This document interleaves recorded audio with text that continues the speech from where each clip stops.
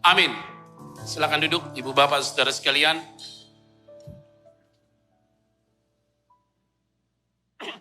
Shalom. Semua baik? Sehat ya semua ya? Tanggal 17 Juli kita semua persyaratan sudah harus di booster. Naik pesawat di booster, semua di booster ya saudara ya. Tapi saya yakin kok nih semua yang datang udah 8 kali disuntik ya. Nah saudara-saudara yang saya kasih di dalam nama Tuhan Kristus. Hari ini saya ingin berbicara tentang the power of relationship. Kuasa dari sebuah hubungan. Masalah relationship adalah masalah yang tidak bisa kita hindari, memang kita harus punya hubungan dengan orang. Karena manusia itu adalah makhluk sosial. Kita tidak bisa hidup sendiri. Maka Tuhan bilang tidak baik bahwa manusia itu seorang diri saja. Aku akan memberikan kepadamu seorang penolong. Kalau kita tinggal di hutan dan tidak ada teman berkomunikasi, lama-lama juga jadi masalah. Karena kita manusia yang mau kumpul dan kita mau berkomunikasi dengan siapapun. Nah masalahnya adalah setiap relationship itu selalu ada konflik. Tidak mungkin tidak. Mau dia kakak dengan adik, walaupun dia lahir dalam satu rahim, tetap bisa terjadi konflik. Suami istri apalagi. Apalagi dua-duanya dengan budaya yang berbeda, latar belakang sosial berbeda, latar belakang ekonomi berbeda, latar pendidikan berbeda, konfliknya tinggi. Maka banyak orang mengalami perceraian dan masalah dan segala macam. Karena kenapa? Konfliknya terlalu tinggi. Begitu juga dengan orang-orang di sekitar kita kan. Teman-teman pergaulan kita, hari ini kita bisa sahabat sama dia, besok kita bisa jadi nggak sahabat lagi sama dia. Kan mungkin ada konflik di situ. Ada di situ. Ada perbedaan visi di situ. Nah kalau kita bicara tentang gereja juga begitu. Gereja yang satu tidak bisa dibandingkan dengan gereja yang lain. Karena semua gereja punya warnanya masing-masing. GSJS dengan A, GSJS dengan B, GSJS dengan ini. Nggak bisa digabungkan. Dan nggak bisa dipakai cara ini diterapkan ke gereja lain, nggak bisa. Maka akan terjadi konflik. Oh kita mau seperti GSJS lah, modelnya kayak begitu. Nggak bisa. Ketika diterapkan, diikuti, beda berkatnya. Kayak Tuhan tuh sudah siapkan partnya masing-masing. Begitu juga ya saudara dalam usaha. Ada yang usaha ini, usaha A, usaha B, usaha C. Yang C cepat sekali naik, yang A iri. Yaudah deh kalau gitu gue ikut seperti kayak C. Nggak bisa juga. Jadi semua ini tidak bisa kita tiru. Nah di dalam relationship ini terjadi retak. Itu yang harus kita selesaikan. Tidak ada masalah di dalam relationship yang tidak ada jalan keluar. Baik dalam rumah tangga, baik dalam keluarga, baik dalam pergaulan, baik dalam pelayanan. Semua pasti ada jalan keluar. Tidak mungkin tidak ada jalan keluar. Karena itu siapapun kita yang hadir secara onsite dan online, jangan putus asa. Apapun yang sedang kita alami, kita yakin kok pasti ada jalan keluar datang dari Tuhan. Nah sekarang masalahnya bagaimana caranya menyelesaikan masalah dalam hubungan satu dengan yang lain. Mantu sama mertua bisa gak ngomong. Kadang masalahnya apa? Perbedaan kan. Kenapa kamu memperlakukan anakku seperti itu? Ngomongnya sama mantunya. Mertuanya ngomong, kenapa kamu memperlakukan anakku seperti itu? Aku gak pernah lakukan dia seperti itu loh. Mantunya bisa ngomong, kan udah nikah mami. Kan kita beda sekarang. Karena kita kan udah gabung sama anaknya. Kan saya sudah menikah sama dia. Menjadi keluarga yang independen. Bentukannya juga ada beda. Kalau satu anak laki, di rumahnya gak pernah kerja. Semua diservis, dilayani, semua segala macam oke.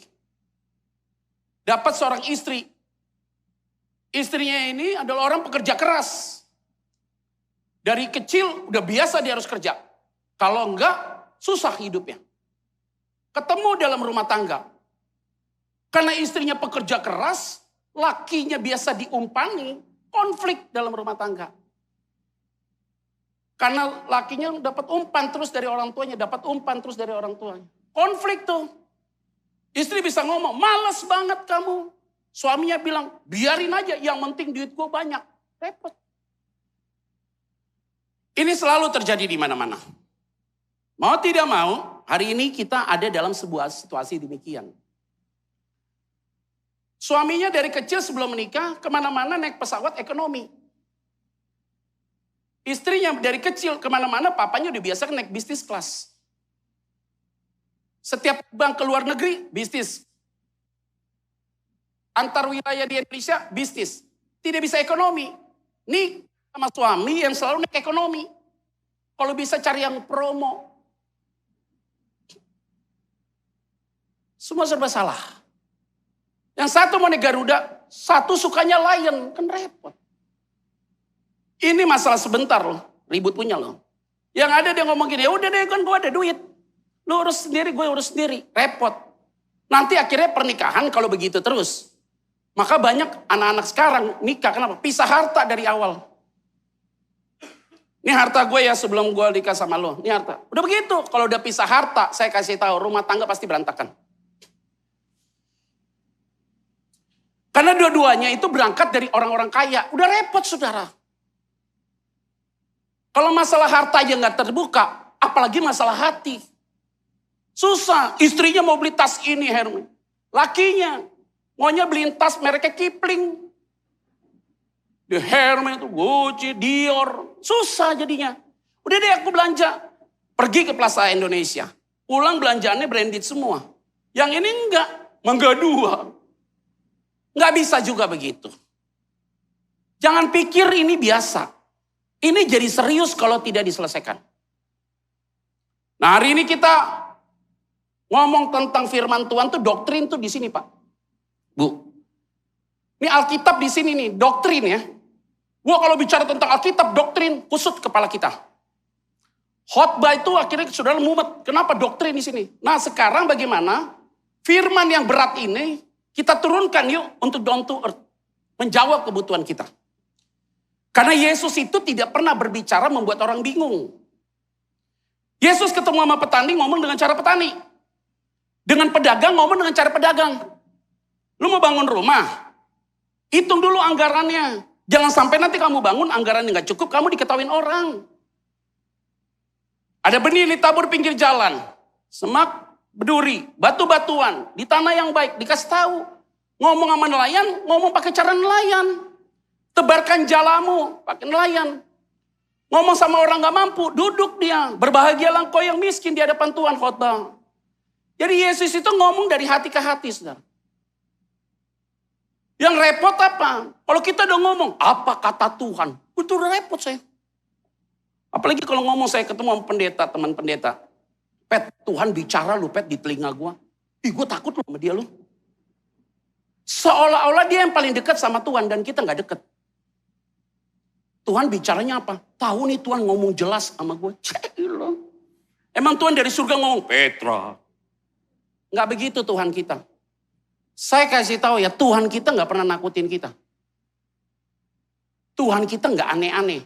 Kitanya yang aneh. Tuhan kita nggak jelimet, pendetanya yang nyampaikan jelimet. Maka hari ini semua ya, jangan aneh-aneh. Santai-santai aja ikut Tuhan. Pak, Bu, Senin sampai Sabtu, hidup kita udah bebannya berat. Ngadepin usaha, customer, kompetitor, udah capek punya nih badan. Mikirin karyawan tuh dicapek. Ayo Pak, naik gaji Pak, gampang Pak. Naikin dia ke atas kursi, kasih gajinya. Udah tuh naik loh. Kita hari ini semua yang di tempat ini, saya tahu semua mungkin tidak ada masalah. Kok ngangguk sih lu? Kayaknya sama nih kita satu frekuensi. Semua ada masalahnya, tapi ingat, pulang dari tempat ini ada jalan keluar.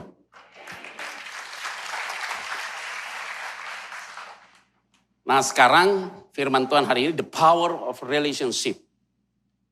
Kita harus cari titik temu. Supaya masalah relationship itu punya jalan keluar. Yuk kita buka yuk, bagaimana triknya. Matius 18, 19 sampai dengan 21.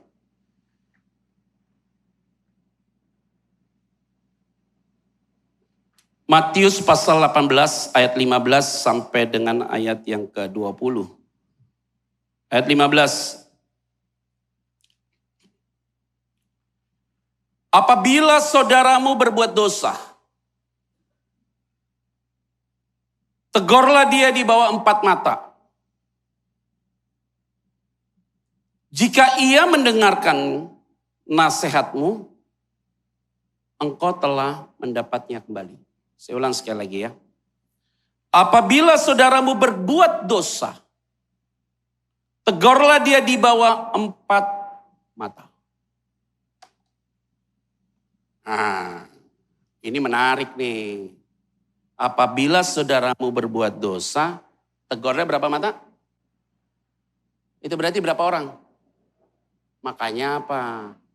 Mau lihat masalahmu selesai, jangan libatkan orang. Kalau saudara masalah sama dia, panggil dia, ngomong baik-baik. Gak suka sama dia, ngomong ke orang lain. Orang ini ngomong ke orang lain lagi. Orang ini ngomong ke orang lain lagi. Yang udah denger ini 3 kepala. Nyampenya di dia ini, hasil dari kelola 3 kepala ini sampai ke sana. Yang tadinya masalah kecil jadi gede punya. Mau supaya hidup kita dapat harus ada keterbukaan. Bicara sama orang yang tidak enak hati sama kamu. Atau dia tidak enak hati sama saudara. Saya yakin dan percaya apapun yang selama ini gak mungkin akan jadi mungkin. Ada amin gak nih? Jangan ceritakan dong masalah suamimu sama orang lain. Istrimu salah dikit kamu cerita sama orang lain. Gak boleh. Mantumu salah gak usah dicerita kemana-mana. Anakmu salah gak usah diceritain. Kamu cerita anakmu di luar, kamu ceritakan dirimu.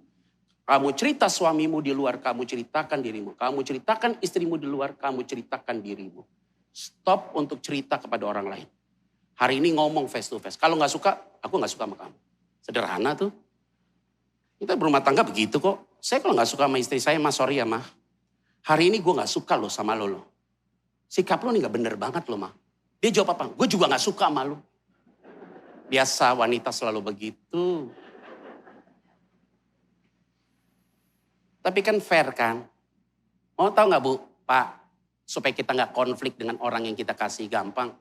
Untuk menyelesaikan masalah di dalam keluarga berdua nih. Caranya bagaimana? Sebelum memulai berdoa. Sini mah, sini Pak. Mau ngomong yuk kita berdoa yuk. Iya. Saya sebelum ngomong kita berdoa dulu ya. Suami yang ngajak berdoa, Tuhan tolong. Supaya omongan kami berdua jangan sampai iblis masuk. Obrolan kami yakin ujungnya selesai. Amin, baru kita ngobrol. Ma, sorry ya Maya. Nih kita ngomong nih sekarang nih.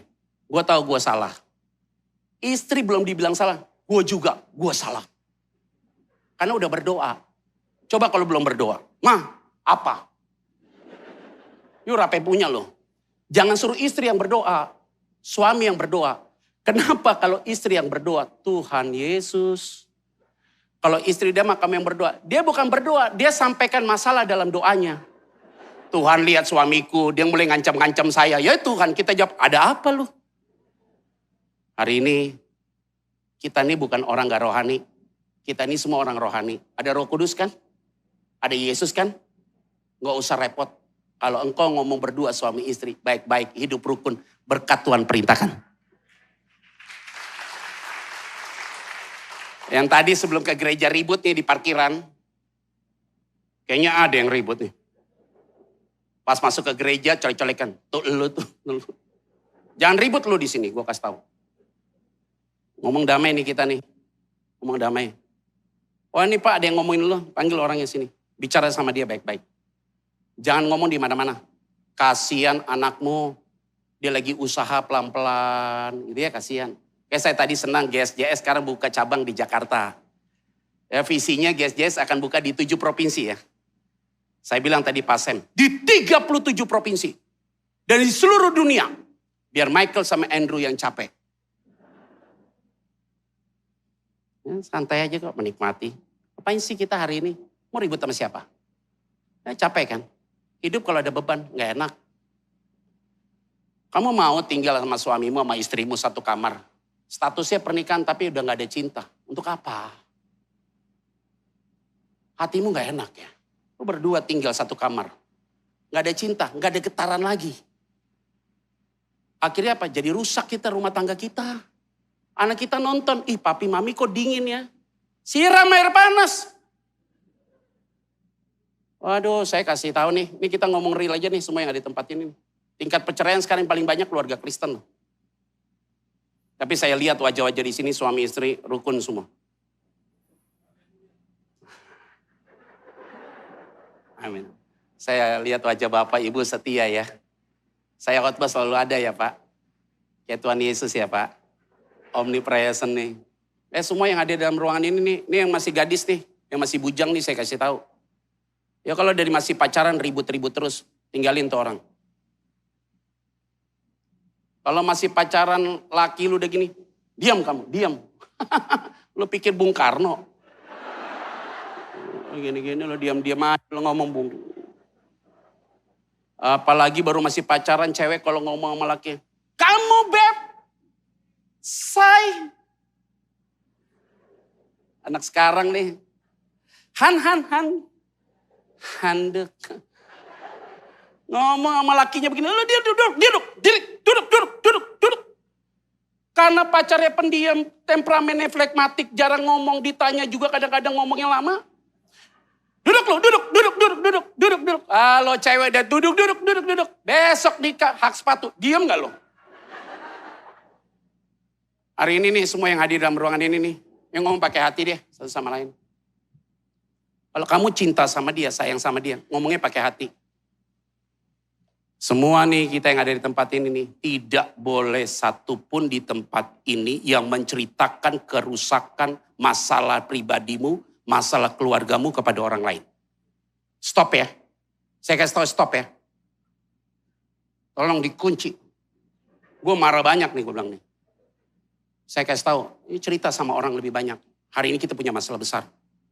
Jangan sampai ada orang tahu siapa keluargamu. Gak apa-apa mereka lihat kita di luar damai. Lebih baik begitu saudara. Saya kasih tahu ya, biar separah-parahnya suamimu, separah-parahnya istrimu, saya kasih tahu. Dia adalah orang yang ditempatkan Tuhan buat saudara. Biar kamu ribut sama suamimu, kamu ribut sama istrimu. Kalau ada yang jelekin suamimu, ada yang jelekin istrimu, kamu tersakiti. Kencengan gue pukulnya. Gue kekencengan tadi pukulnya. Sakit dada gue. Iya serius. Suami, biar kata kita ribut head to head. Siapa yang jelekin suami kita juga tersinggung lah. Jelekin istri tersinggung lah. Dua menjadi satu. Suami istri begitu, dua menjadi satu Pak. Alkitab bilang apa? Dalam Lukas 17 ayat 4, kalau salah minta maaf. Kalau ada orang yang berbuat salah kepadamu 7 kali dalam sehari. Tapi dia menyesal, maka kamu harus mengampuninya 7 kali. Kalau 7 kali suamimu salah dalam sehari, istrimu salah dalam sehari 7 kali, anakmu salah dalam sehari 7 kali, dan dia menyesal, kamu harus ampuni dia. Karena kenapa? Tidak ada kata lain. Hari ini statusmu tetap sebagai suami istri, tapi hatimu tetap saling mencintai. Yang setuju katakan.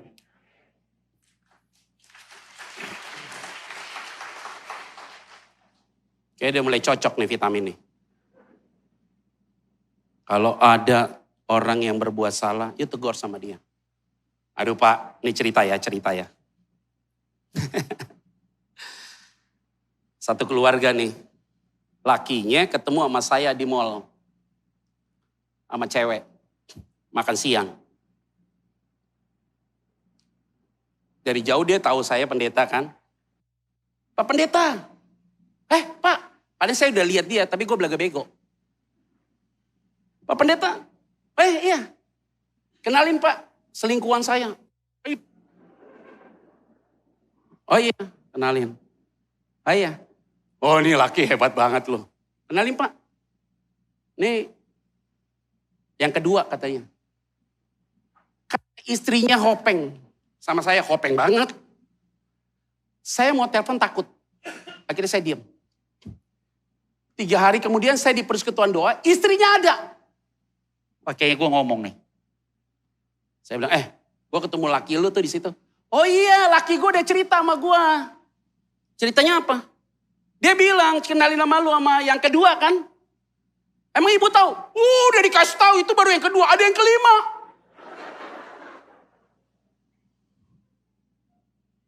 Itu laki bini punya kesepakatan begitu. Gila Pak, Bu, saya tuh jadi hamba Tuhan pendeta. Kayak kepala di bawah, kaki di atas dengerin kayak gitu. Saya bilang, kok lu bisa kayak gitu sih kesepakatannya? Iya. Gue boleh kok pergi sama laki, asal jangan kelihatan sama anak gue. Rumah tangga nih Pak, hari ini begitu. Mungkin dia nonton, ya gila.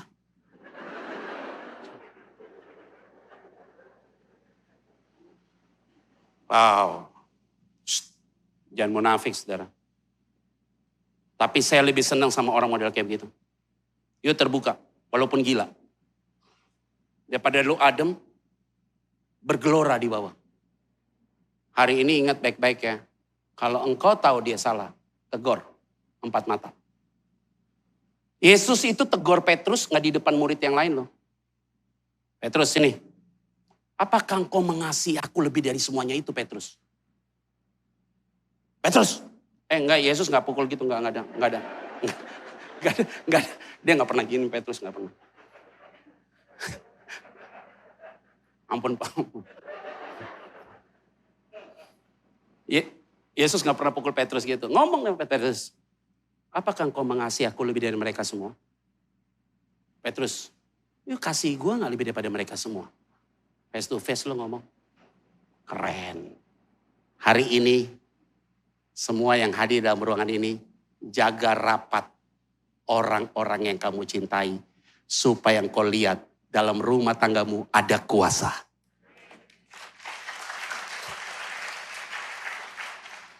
Ada amin? Yang kedua yuk. Yeskiel pasal 33 ayat 8-9. Yeskiel 33 ayat 8-9. Firman Tuhan katakan kalau aku berfirman kepada orang jahat. Hai orang jahat, engkau pasti mati. Dan engkau tidak berkata apa-apa untuk memperingatkan orang jahat itu supaya bertobat dari hidupnya. Orang jahat itu akan mati dalam kesalahannya. Tetapi aku akan menuntut pertanggungjawab atas nyawanya daripadamu. Tetapi ayat 9. Jikalau engkau memperingatkan orang jahat itu supaya ia bertobat dari hidupnya. Tetapi ia tidak mau bertobat. Ia akan mati dalam kesalahannya. Tetapi engkau telah menyelamatkan nyawamu. Yang pertama tadi, the power of relationship, solusinya yang pertama harus ada keterbukaan. Yang kedua harus ada ketegasan. Tegas, kamu tahu dia salah, kamu tegur dia, tapi dengan penuh kasih. Tegurnya tegas, tapi tidak boleh kasar supaya tidak ada menimbulkan kepahitan.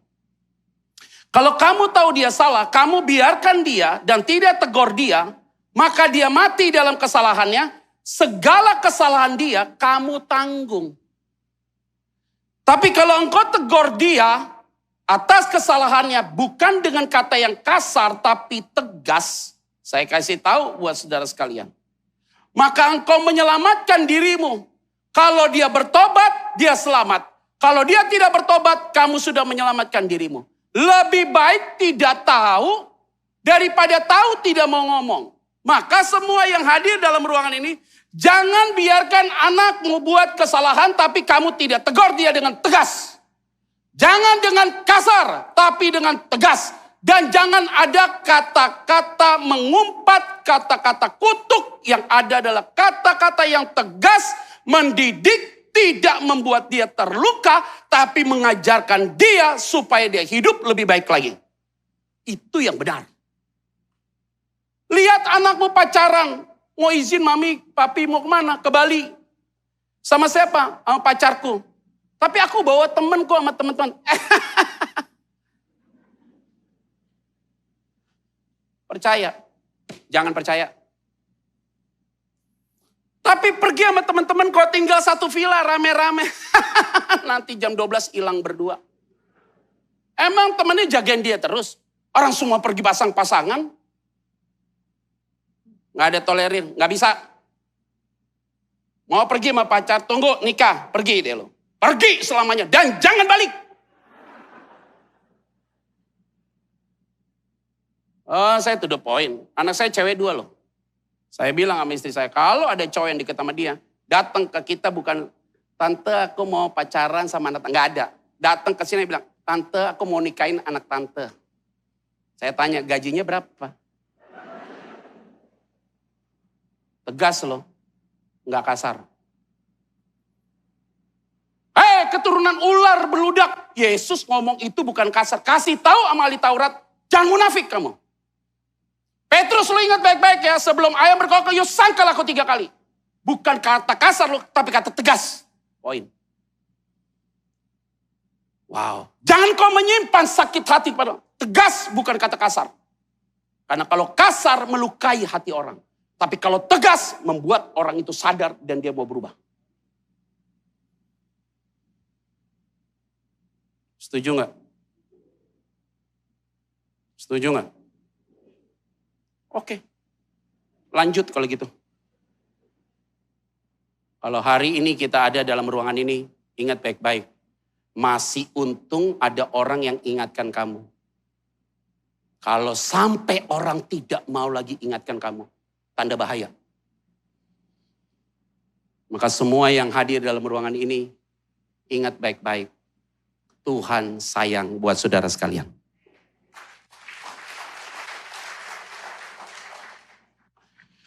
Pak, Bu, adik-adik, sih udah tua banget gak sih gue kelihatan kalau ngomong adik-adik.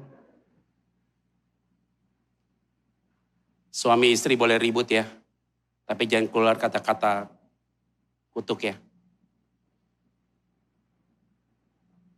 Gak boleh, Bu. Tolong ya Bu, saya minta mohon yang sedalam-dalamnya. Dari lubuk hatiku. Ibu-ibu tolong ya Bu, rem dikit, rem. Kadang-kadang ibu-ibu ini minta maaf ya. Ngomongnya lebih cepat, mikirnya lambat. Ibu-ibu jarang pukul suami, benar. Tapi omongannya lebih ngeri daripada bangku gereja. Dia ngomongnya pelan. Kayak diayat lu dari atas. Dimutilasi.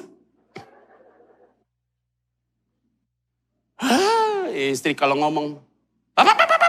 Stop mas, stop. Tunggu gue belum selesai. Waduh, biasa ibu-ibu begitu. Kuotanya belum habis. Kalau kuotanya belum habis gak bisa di stop dia. Makanya saya kalau lihat ibu-ibu kalau lagi istri lagi ngomong gitu, saya dengerin aja. Dan gak boleh lo nunduk gue lo. Gak boleh nunduk dan harus tatap mata dia. Harus respon. Gak boleh kita...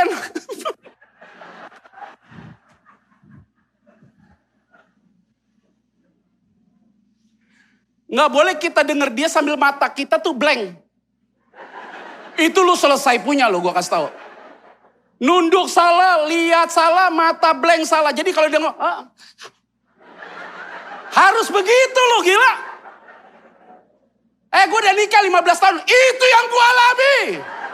Gak percaya.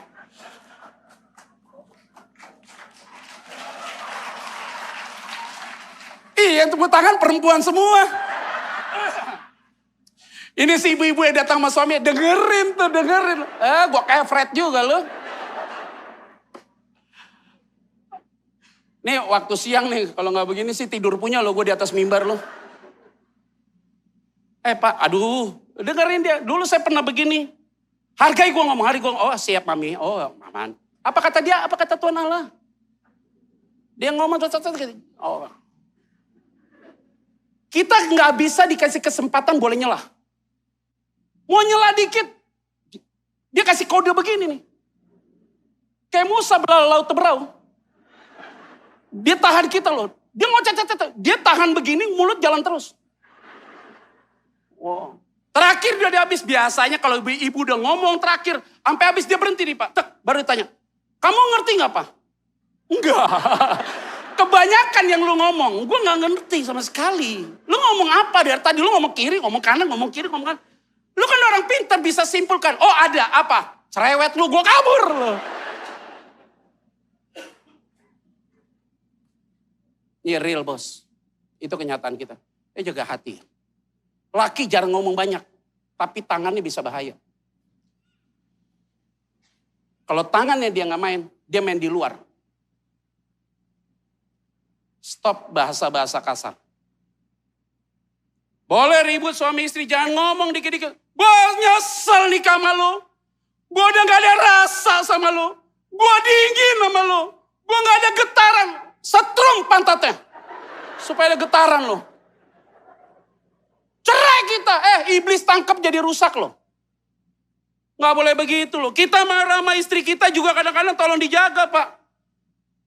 Lu ngomong sama laki lo begini, umur lo pendek lo. Apa? Bisa gitu lo. Stop nih hari ini. Iblis jangan sampai tangkap perkataan itu, rumah tanggamu jadi rusak. Maka semua yang hari ini hadir dan ikut online, stop bahasa-bahasa itu. Ya boleh tegas, tapi tidak boleh kasar. Boleh ngomong apa adanya, tapi tidak boleh ada kutuk.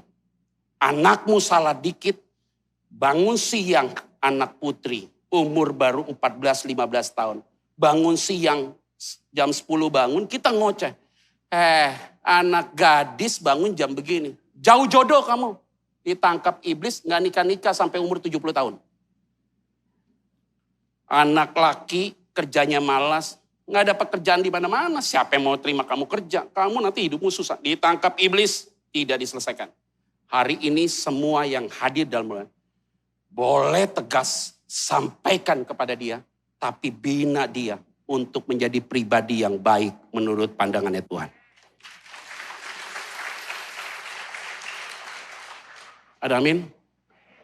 Jadi kalau hari ini suamimu di PHK karena COVID, 1 tahun gak kerja, sebagai istri yang sedang kerja hari ini, yuk gak usah kata-katain suamimu. Doakan dia aja, Tuhan berkati suamiku, supaya kelak dia dapat pekerjaan. Karena kamu sebagai orang yang kerja hari ini, 5 tahun dia gak dapat kerjaan, gak boleh marah sama dia. Pegang kepalanya Tuhan, berikan dia peluang untuk bekerja. 20 tahun dia gak kerja.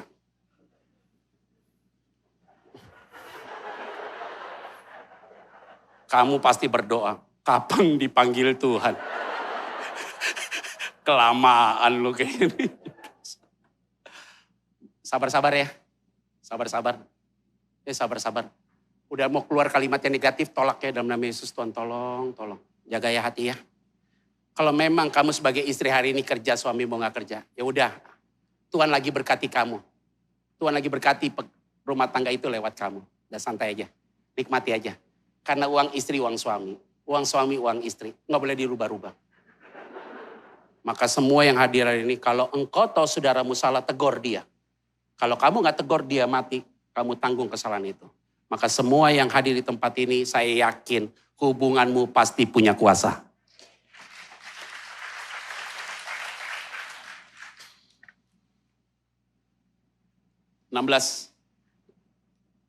Ayat 16 dan 17.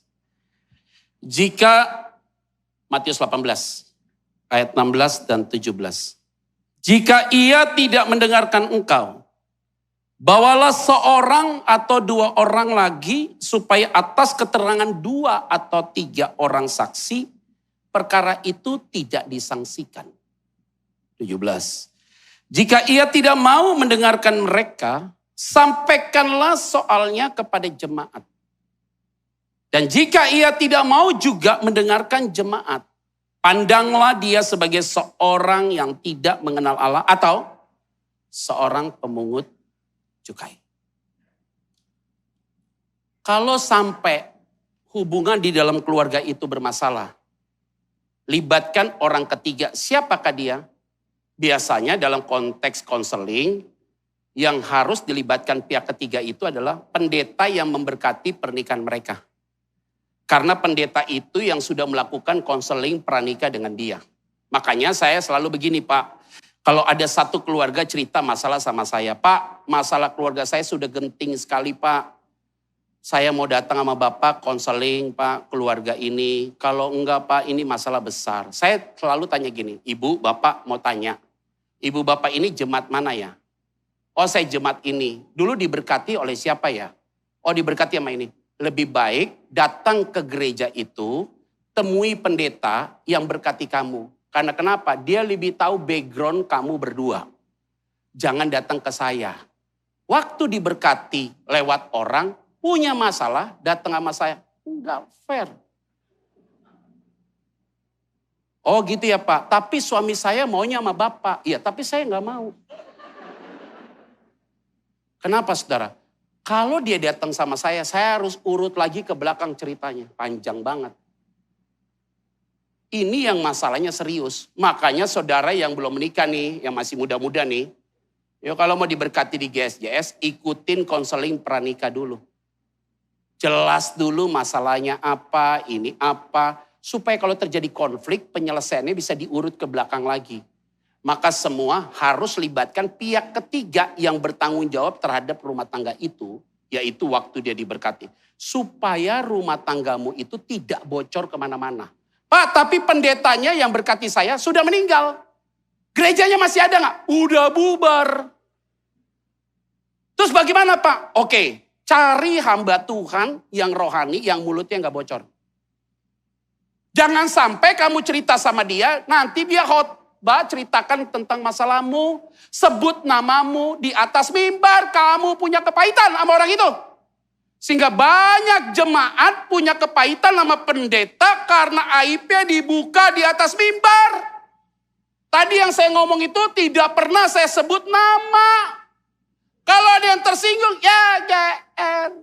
Karena gue gak sebut nama. Mungkin banyak orang yang model begitu. Makanya ingat, cari orang yang mulutnya tidak bocor. Supaya apa? Supaya rumah tanggamu, pribadimu, keluargamu tetap punya wibawa di depan umum. Ini suaminya selingkuh.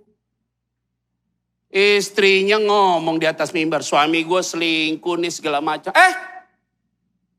Ingat dong. Suaminya punya komunitas yang dengar khotbahmu, yang dengar kesaksianmu, yang tadinya dia mau bertobat nggak jadi bertobat karena kamu ngomong di atas mimbar. Nanti akhirnya suaminya baru keluar rumah, ketemu sama jemaat, ini yang diceritain. Datang ke pakuan. Ya lu nih. Jadi rendah diri dia. Gak berani di ruang publik dia. Mulai arogansi. Gue selingkuh 1, gue buat 10. Kalau bisa 1000 kayak Salomo. Bahaya loh. Jangan dibuat kayak begitu-begitu ya. Boleh kasih kesaksian, you jangan ceritakan pasanganmu yang begitu. Kecuali pasanganmu sudah bertobat. Berdua kasih kesaksian bahwa kami sudah mengalami sebuah kegagalan. Hari ini kami telah dipulihkan. Good. Tapi kalau suamimu masih gak benar, hari ini kamu ceritakan tentang suamimu di atas mimbar gak boleh. Kok gue jadi marah begini sih? Ini saya serius nih. Suamimu mau bertobat jadi gak jadi. Dia mau dijamah Tuhan jadi gak jadi. Masalahnya kenapa? Sudah terlanjur diomongin terus. Istrimu selingkuh, suaminya ngomong di mimbar. Kasihan dia belum berubah. Hari ini semua yang dalam ruangan ini, ingat baik-baik, libatkan orang, tapi orang yang rohani. Supaya pribadimu, relationshipmu tetap punya kuasa.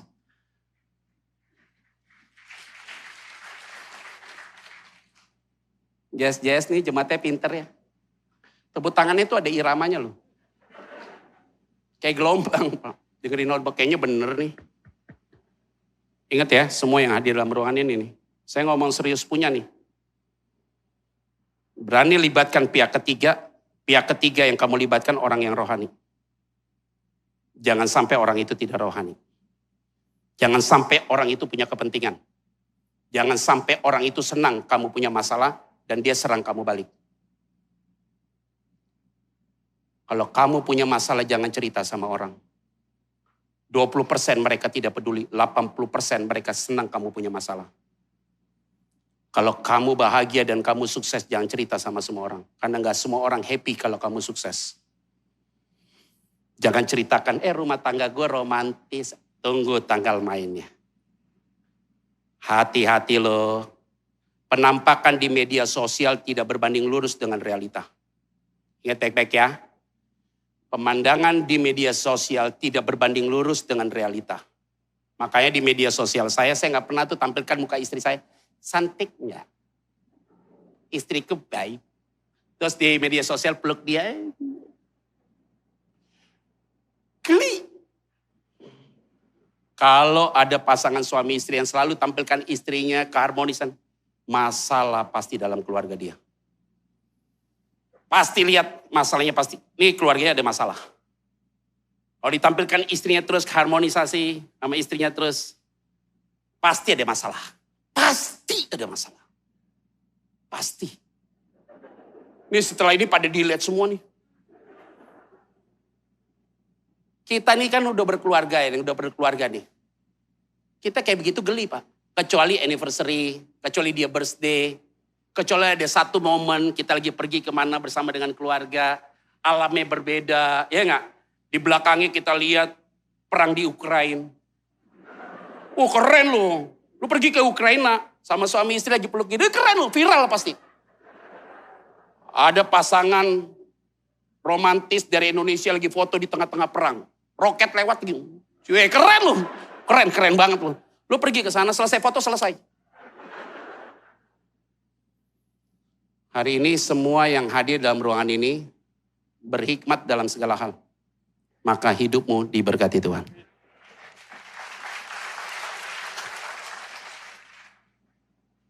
(19) yuk. Ayat 19 nanti 20. Dah setelah itu pulang. Dan lagi aku berkata kepadamu, jika dua orang daripadamu di dunia ini, kalimatnya, sepakat meminta apapun juga, permintaan mereka itu akan dikabulkan oleh Bapakku yang di sorga. Siapakah mereka? Yang tadi di ayat 15 terbuka. Yang tadi di Yeskiel pasal 33 ayat 8-9 ada ketegasan. Yang tadi di ayat 16 dan 17 tadi bicara penuh hikmat melibatkan orang ketiga yang rohani.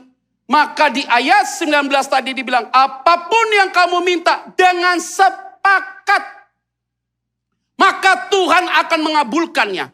Kalau hati kita sudah oke, pasangan kita sudah oke, anak kita udah oke, orang tua kita udah oke, semuanya clear, hatinya tulus, hatinya bersih, tidak ada masalah, tidak ada beban, maka ketika engkau sepakat, apapun yang kau minta, pasti Tuhan akan kabulkan. Itu berarti, ingat baik-baik, tidak akan pernah doamu tidak dijawab Tuhan. Kalau engkau sepakat dan hatimu sama-sama clear, maka hidupmu selalu lihat mukjizat setiap hari. Cerita ya ke belakang dikit, jauh nih ke belakang. Kita waktu bangun rumah, dulu. Waktu bangun rumah, dana kurang nih sekian ratus juta. Developer bilang begini sama saya, sama istri saya. Pak pendeta, kan saya tahu Bapak pendeta kan? Iya. Ini Bapak sudah hampir 2 minggu belum bayar Pak termin terakhir. Kalau Bapak nggak bayar dalam 3 hari ini, kata dia. Kalau Bapak nggak bayar dalam 3 hari ini, kita nggak lanjutkan pekerjaan. Tukang saya kasih proyek yang lain Pak. Maka nanti akan delay kurang lebih 2 bulan Pak. Kita kerja di sana dulu baru nanti Bapak gitu loh. Ingat ya Pak, kan Bapak pendeta. Nggak enak loh kalau diomongin gitu loh. Ditekankan Bapak pendeta, itu berarti kan dia lagi kasih kode sama saya. Bukan berarti pendeta gratis gitu loh maksudnya. Sekian ratus juta nih hutang. Saya nggak perlu cerita lah jumlahnya berapa, pokoknya ratusan juta. Karena itu termin terakhir tuh. Udah selesai dia ngomong begitu. Udah berdoa lu Tuhan, jangan permalukan kami. Ini terus terang nih Tuhan. Tabungan kita ada sekian juta nih, nggak cukup nih. Kalau ini dipakai, habis kita nggak bisa makan. Ini peristiwa sekian tahun yang lalu. Udah selesai. Khotbahlah saya di satu gereja. Tema khotbah di satu gereja itu temanya tentang akhir zaman. Jadi saya khotbah tentang akhir zaman. Oh udah habis ya. Selesai khotbah tentang akhir zaman, saya duduk di situ. Saya lagi duduk di situ, di baris kedua saya lagi duduk. Tentang akhir zaman, lagi berdoa. Tiba-tiba semua lagi berdoa nih, pada tutup mata. Ada satu ibu datang maju ke depan, bilang sama saya, Pak Pendeta buka jas, buka jas. Saya nggak ada yang lihat kan. Saya buka jas, dimasukin amplop sama dia. Saya tutup lagi. Pulang sampai di rumah, istri saya lihat di amplop itu. Isinya dolar semua. Saya rupiahkan sesuai dengan utang saya. Saya panggil kontraktor. Datang ke sini. Duitnya udah ada. Benar, gua pendeta. Ada duitnya. Kalau engkau sepakat sesuatu yang besar pasti akan terjadi. Ya udah selesai gitu doang. Udah kasih kode keras Pak, selesai Pak. Saudara simpulkan sendiri. Kalau saudara sepakat pasti mukjizat akan terjadi. Selamat hari Minggu, Tuhan Yesus memberkati kita semua. Shalom. Mari kita bersatu dalam doa yuk. Tenangkan hatimu. Bapa terima kasih. Biarlah setiap kami masing-masing yang hadir pada hari ini dan yang mengikuti online, kami sadar bahwa kami semua adalah pribadi yang selalu bersosial dengan siapapun.